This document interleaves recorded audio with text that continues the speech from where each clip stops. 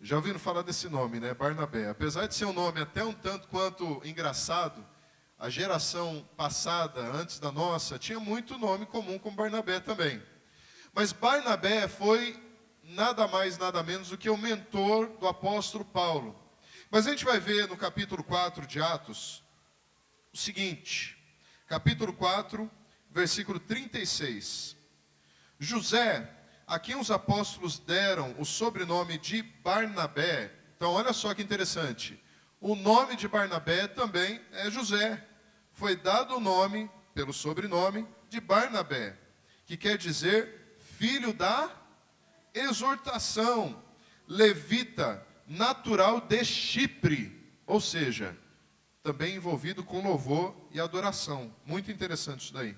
Versículo 37. Como tivesse um campo, vendendo, trouxe o preço e depositou aos pés dos apóstolos. Pode deixar aí essa palavra aí, capítulo 4, fechadinha aí do jeito que está. Quando a gente vê Barnabé, a gente vai ver que a história de Barnabé começa com o início da igreja cristã, tá? A gente sabe que a igreja começou a dar o nome de cristãos, os cristãos começaram a receber o nome pela primeira vez lá na igreja de Antioquia. Mas Barnabé, ele foi um dos primeiros cristãos que aceitaram a Jesus através dos primeiros apóstolos. E diz aqui a palavra que Barnabé ainda estava aprendendo desse evangelho, estava bebendo. E no capítulo 4 a gente vê uma das primeiras atitudes de um grande líder. Sabe qual é? Uma das primeiras atitudes de um grande líder é confiar totalmente a sua vida nas mãos do Senhor. Então olha só, Barnabé era levita e ele tinha um campo. Aí ele vende todo o campo, pega o dinheiro e deposita aos pés de quem? Dos apóstolos. E olha que coisa interessante, Barnabé deposita tudo aos pés dos apóstolos e ele era levita, ou seja, Barnabé tinha um ministério. Aquela atitude de Barnabé representa uma confiança total em Deus. É um exemplo de homem para ser seguido. Eu estava conversando com um irmãozinho semana passada sobre essa questão de confiança. E tem uma palavra que eu vi muito na minha fase de vida cristã, principalmente para quem tinha chamado para ir para outras nações, que queria ser missionário. Eu já ouvi a historinha de uma velhinha, né, que antes dela ser velhinha, ela era jovem, ela tinha um chamado para ir para missões. E toda vez que ela pensava no chamado, ela falava, não, Senhor, deixa eu primeiro crescer um pouco mais e terminar minha faculdade, aí eu vou desenvolver o meu chamado. E aí ela desenvolveu a faculdade, terminou, e aí ela falou, não, Deus, deixa agora eu começar meu negócio, ter condição financeira, aí eu mesmo vou me sustentar. E aí o tempo passou, e aí essa mulher já casada, os filhos vieram. Não, Deus, deixa primeiro meus filhos crescerem, já serem criados, aí eu vou estar livre. Aí eu vou servir a tua vontade. E aí sabe o que aconteceu? Ela morreu. Aí não tinha mais jeito de nada, né? Só Jesus dá jeito para a morte, mas vai ressuscitar a mulher para fazer missões depois que ela já morreu? Já era. Já Elvis, né? Como diz por aí. Quantos aqui já entregaram verdadeiramente o coração para Jesus? Vamos sinal com a mão. Quem não levantou, eu vou orar depois. Mas eu acho que 100% de vocês levantaram a mão. E eu tenho que crer que no coração de vocês, Jesus já habita. Então, se Jesus já habita no teu coração 100%, a tua vida já não é mais tua. Aí sabe o que acontece? A gente começa a passar um problema chamado de problema de programação. Alguém aqui já teve conflito na agenda? Ou eu marquei uma coisa, marquei outra coisa junto, a hora que eu vi, marquei duas coisas ao mesmo tempo. Eu conheço um pastor que ele marcou um casamento e depois morreu um membro da igreja dele, ele foi assumir o compromisso de fazer o funeral. Quando ele estava no meio do funeral, ele estava terminando a oração, ele deu um grito, todo mundo ficou assustado. O que aconteceu? Esqueci que eu precisava estar fazendo um casamento agora em outra cidade. Quer dizer, acabou o clima do enterro, do casamento, acabou. E o povo ligando, onde é que o senhor estava? Estava no enterro. Uma situação, problema de programação. Na vida nossa é a mesma coisa. Sabe como é que acontece? Deus ele tem um plano para nós, a gente já confiou as nossas vidas nas mãos do Senhor, e a gente começa a fazer agenda. Olha, a prioridade para mim é essa, eu tenho que cuidar dessa área, eu tenho que correr com essa área, quando na verdade Deus está dando uma direção para você do que Ele tem para você e que dá certo. Porque existe uma diferença.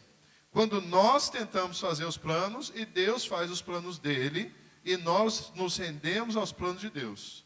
Sabe qual é a diferença? É que os nossos planos podem dar errado e os planos de Deus nunca dão errado. Então, o primeiro sinal de um grande líder, de um grande discipulador é: ele entende que ele precisa se render completamente aos pés do Senhor. E Barnabé, ele tinha essa identidade. Ele era um homem que servia. Barnabé também tinha algumas atitudes nobres, que a gente pode dizer. Uma das atitudes de Barnabé é que Barnabé, ele acreditava na mudança das pessoas. Isso é difícil às vezes, né? A gente acreditar na mudança das pessoas. A gente mal acredita na gente, né? Eu estava vendo um videozinho de um cara falando: olha, todo dia eu acordo, lavo o rosto, tomo banho, e aí aquela pessoa está lá. Eu dou de frente com aquela pessoa, e é a pessoa que pode me fazer vencer. Aí ele olha assim e fala: essa pessoa sou eu me olho no espelho todo dia de manhã, eu sou a pessoa que pode me fazer vencer. E isso é verdade, porque Deus, ele já te liberou a palavra, que nem eu li lá em Mateus capítulo 10 e outras passagens. Foi dado para vocês toda a autoridade. Jesus, ele já disse: olha, pode seguir em frente, meus planos, os projetos, os sonhos, eles vão dar certo. O único que pode barrar isso é você. Aponta o dedo para a pessoa do teu lado assim e fala assim para ela: só você que pode barrar. Só você que pode barrar. E aí, quando a gente pensa, primeiro, nós precisamos entender que se Deus, ele nos amou, e ele já fez melhoramentos na vida da gente, e a palavra é isso, né? Deus está dando um grau na vida da gente, quer dizer que Deus pode fazer na vida daquele que se perdeu a fé nele. Deus pode mudar o coração. Hoje em dia, o povo fala que uma das doenças do século é a bipolaridade, né? É uma desculpa, né? Fala, a pessoa é difícil. Quando a pessoa é difícil demais, já é uma tendência chegar e falar: essa pessoa é bipolar. É ou não é? Ou pessoa de gente difícil, bipolar. Por que fala que é bipolar? Porque a gente dá desculpa para a gente mesmo. É mais fácil a gente olhar para a pessoa e falar: eu não tenho que lidar com ela porque ela tem uma patologia clínica, ela é bipolar, do que eu falar: não, Jesus tem um plano na vida dela, e mesmo que ela é uma pessoa difícil, eu vou investir, alguma coisa vai acontecer, e essa pessoa vai mudar. Amém ou não amém? Sim ou não? Vocês creem na mudança de pessoas de verdade ou não? Sim ou não? E se foi a pessoa que fez mais mal para você na vida? E se Deus quiser usar essa pessoa e você precisa ser o Barnabé na vida dela? Hã? Mas foi exatamente isso que aconteceu. Olha só, lá em Atos, no capítulo 9, Atos capítulo 9, versículo 26, olha só o que aconteceu. E Saulo chegou a Jerusalém e procurava juntar-se aos discípulos. Olha só, quando você vê essa passagem, Saulo, ele já tinha passado pelo processo de conversão. Então, olha só o que aconteceu. Quando Barnabé conhece, encontra pessoalmente Saulo, o que tinha na cabeça de Barnabé ainda era todo o mal que Saulo tinha feito para os cristãos. Saulo não queria nem acreditar que Barnabé, ou melhor, Barnabé não queria nem acreditar que Saulo tinha mudado. Barnabé não queria nem acreditar que Saulo tinha mudado. E olha o que está dizendo aqui, em Atos, capítulo 9, versículo 26. E quando Saulo chegou a Jerusalém, procurava juntar-se com os discípulos, mas todos o temiam, não crendo que fosse, olha que palavra bonita, hein? Discípulo. Não crendo que fosse discípulo. Então Barnabé, tomando-o consigo, o trouxe aos apóstolos e lhes contou como no caminho, ele teve esse encontro com o Senhor. E este lhe falara, e como em Damasco falara ousadamente no nome de Jesus. Sabe quando é que Barnabé começou a perceber que Saulo tinha mudado?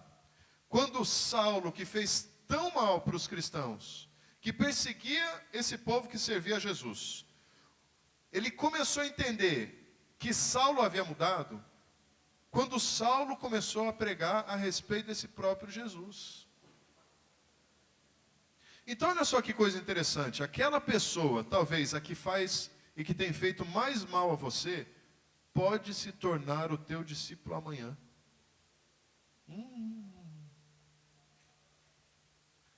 Aí fica complicado, né? Como é que você vai cuidar com o amor da pessoa que mais fez mal para você? Mas é exatamente isso que aconteceu aqui, amados. Saulo era uma pessoa difícil, aqui no capítulo 9. A gente vê que Saulo se converte, depois ele vem ser chamado de Paulo.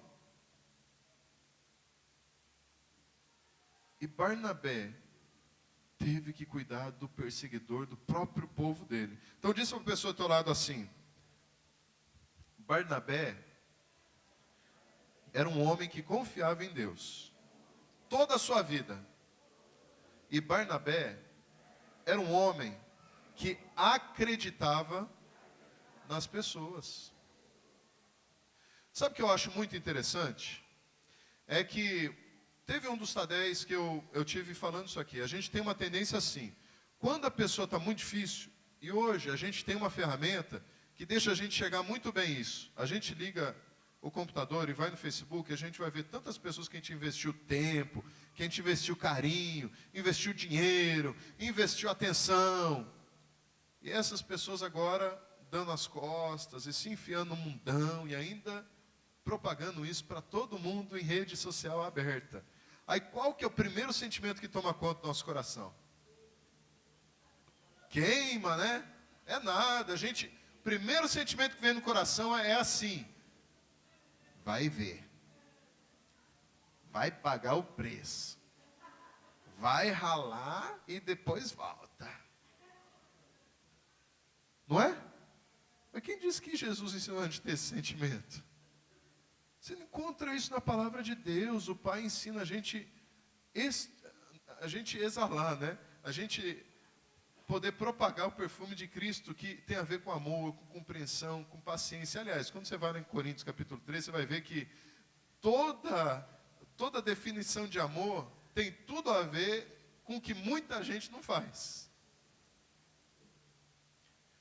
Fala a pessoa do teu lado: Deus, Ele te chama para acreditar nas pessoas. Então, gente, essa semana eu quero que vocês me procurem, porque foi atrás das pessoas difíceis para você, tá?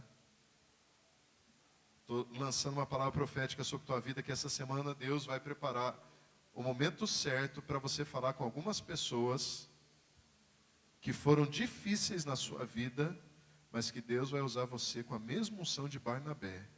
E essas pessoas vão se tornar Saulo. E sabe o que vai acontecer? Elas vão ser mais conhecidas do que vocês, pelo nome do Senhor.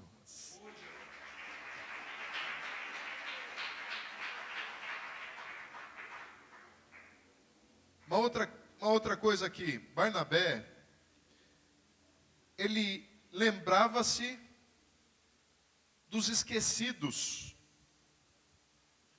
Barnabé tinha o dom de se lembrar daquelas pessoas que eram esquecidas pelas outras.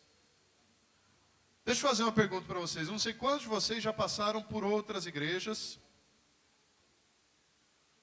mas existe uma tendência muito forte das pessoas entrarem nas igrejas, não se sentirem amadas, se sentirem rejeitadas e se afastarem da igreja e serem esquecidas.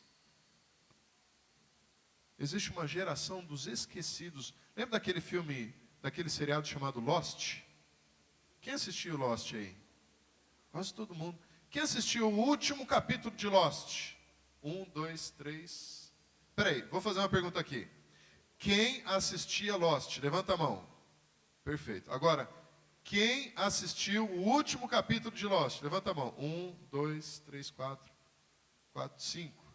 Só 5. Quase todo mundo levantou a mão que assistiu a Lost, mas só 5 assistiu o último capítulo.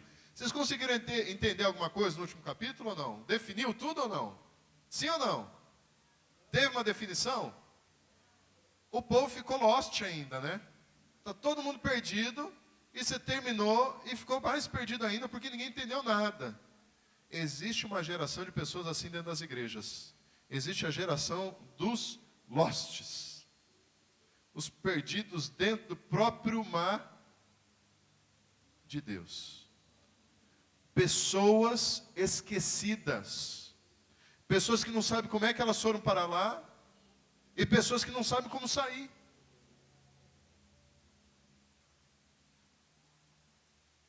Eu penso que Deus ele pode estar falando para você nessa noite, que chegou a hora de você atentar para essas pessoas e fazer a diferença na vida delas. Quantas pessoas, vamos pensar só na nossa igreja, quantas pessoas passaram pela nossa igreja e hoje não estão em igreja nenhuma, estão aí perdidas? Por que você ainda não se movimentou pelo teu orgulho? Por que você não saiu do teu lugar ainda e foi tentar buscar essa pessoa que está perdida? A Bíblia fala que o pastor pastoreava 100 ovelhas. Uma se perdeu. Sabe o que ele fez? Ele largou as 99 para trás e foi atrás dessa uma. Barnabé tinha essa característica. Ele amava os perdidos. Diz aqui a palavra de Deus. Diz aqui a palavra de Deus em Atos capítulo 11, versículo 25. E partiu Barnabé para Tarso a buscar Saulo. E achando-o, conduziu para Antioquia, ou seja, Barnabé começou a perceber que Saulo tinha um potencial para ir mais longe. Por mais que Saulo foi um problema, por mais que Saulo precisava crescer no conhecimento da palavra de Deus, por mais que Saulo precisava crescer no convívio dos discípulos, e Saulo era um pouco meio que discriminado entre os apóstolos. A gente entende isso quando a gente começa a ler as cartas paulinas, a gente vai ver que o apóstolo Paulo ele tinha que ficar afirmando: eu, apóstolo de Cristo, pelo próprio Cristo, eu vi o Senhor face a face. Então ele ficava tendo que se afirmar no meio que mais precisava dele. Sabe qual era esse meio? A igreja. Um bom discipulador entende que todos têm potencial para fazer história. Um bom discipulador entende que todas as vidas, não importa as mais difíceis das mais fáceis, todos eles têm potencial para serem usados por Deus, serem impactados por Deus e fazerem diferença nessa geração. E existe uma tendência, viu? Os mais difíceis são os que dão mais resultado, viu? Alguém conhece alguém assim? Os mais difíceis são os que dão mais resultado. Deixa eu fazer uma pergunta aqui antes de eu fechar. Quantos aqui foram difíceis? Os que não levantaram a mão você acha fácil.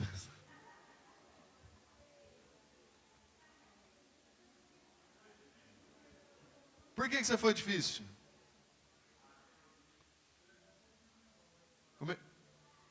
Como é que é? Por que você foi difícil? O que você achava que você fazia difícil? Não queria saber da palavra.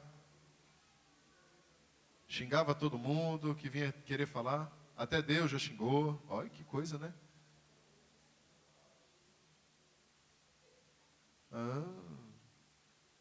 E aí você foi pescado pelo Espírito Santo, né? E aí uma pessoa que era uma das mais fáceis decidiu cuidar de você, né? Quem mais foi difícil aí? Por que, Raquel, foi difícil? Aí tanta coisa. Espiritismo, ocultismo. Hã? Bebia demais. Era depressiva. Tinha anorexia, bulimia. Dormia na rua, dormia no cemitério também, que eu sei. Odiava a Deus. Olha, veio para a igreja por uma aposta. E ficou.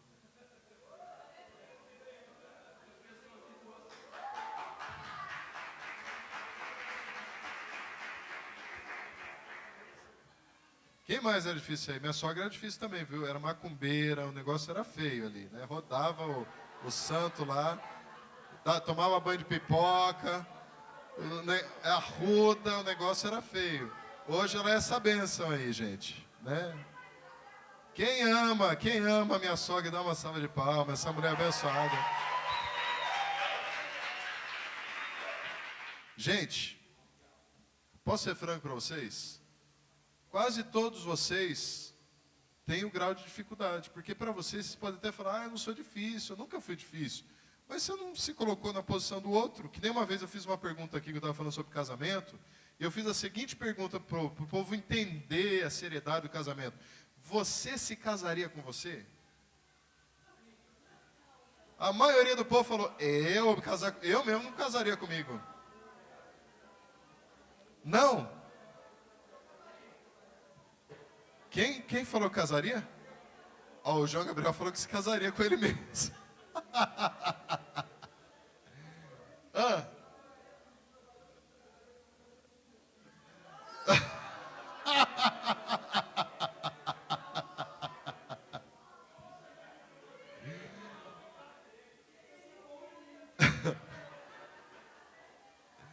Gente, presta atenção nisso aqui, ó. A maioria, eu acho que todos vocês, tirando o Alexandre e o João Gabriel, né? Não se casaria consigo próprio, né? Sabe por quê? Porque a gente tem o nosso grau de dificuldade e a gente sabe quem que a gente é no íntimo, né? Então a gente usa um pouquinho do pancake, da maquiagem na frente dos outros, né? Aí eles suportam mais a gente, mas se eles soubessem como a gente é de verdade, o negócio ficava feio.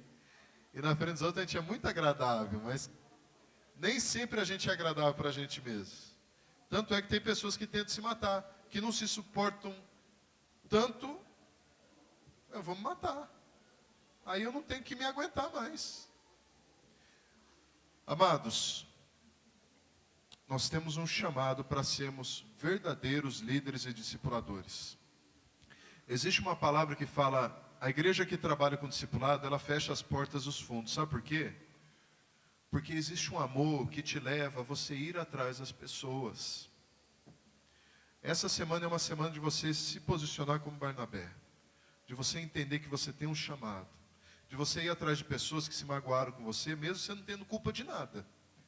Ir atrás de pessoas que você magoou mesmo com culpa. Não existe nada mais poderoso no universo do que o amor. Eu sempre falo isso. E quando nós temos atitudes de amor, o Espírito Santo ele tem liberdade para poder fazer o milagre acontecer. Então eu preciso entender que como Barnabé, eu confio toda a minha vida nas mãos do Senhor. Eu não fico passando problema de programação, eu confio no Senhor e pronto. Eu preciso entender que como Barnabé, eu acredito nas pessoas. As pessoas, elas têm potencial, podem ser usadas por Deus, todas. A palavra de Deus, ela fala que o desejo de Deus é que todos sejam salvos. E eu preciso ser como Barnabé e entender que existem pessoas todas vivendo numa vida de perdição, perdidas no lost, né, esquecidas da igreja e do evangelho. E essas pessoas, elas precisam ser encontradas, restauradas, salvas e restabelecidas no chamado. Amém?